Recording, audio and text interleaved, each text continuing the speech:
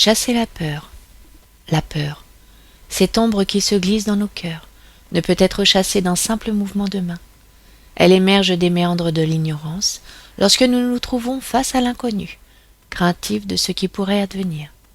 Cette peur est l'écho d'un manque de clarté, un reflet de notre esprit qui, dans sa quête de sécurité, s'accroche à des scénarios souvent obscurs et peu engageants. C'est un réflexe primitif, une réaction de notre nature animale qui cherche à contrôler l'incertitude. Observez les automatismes qui vous entraînent à tisser de sombres scénarios, à vous éloigner de votre lumière intérieure, de votre être supérieur, comme un enfant perdu dans une forêt obscure.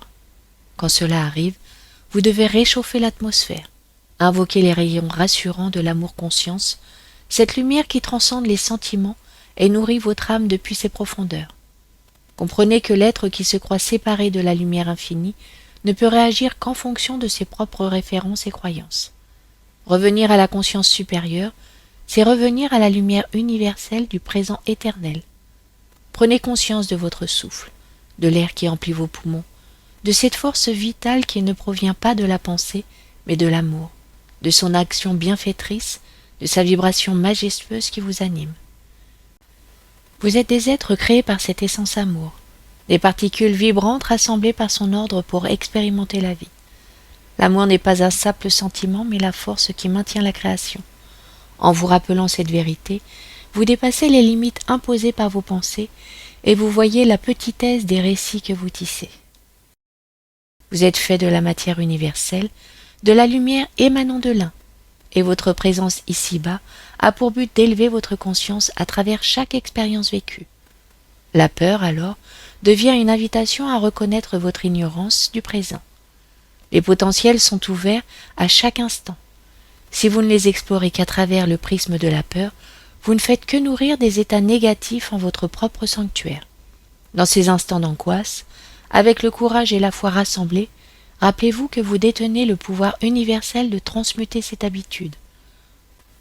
Ouvrez-vous à la possibilité d'imaginer des dénouements favorables, des scénarios qui vous élèvent et vous apportent sérénité et confiance.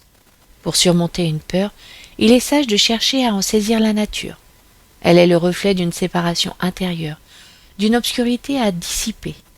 Pour retrouver la clarté, vous devez vous hisser au-delà des apparences du monde, là où le son éternel enveloppe l'ensemble de la création. Prenez conscience de votre être véritable, laissez votre personnage se dissoudre dans la lumière, car vous n'êtes pas ce personnage, vous êtes cette lumière vibrante qui s'est parée de la forme. Vos perceptions peuvent être limitées, mais la lumière en vous est universelle, omniprésente et omnisciente. Fiez-vous toujours à cette lumière, elle ne vous abandonnera jamais. C'est la peur qui peut vous faire croire le contraire, lorsque les doutes vous éloignent de votre foyer solaire.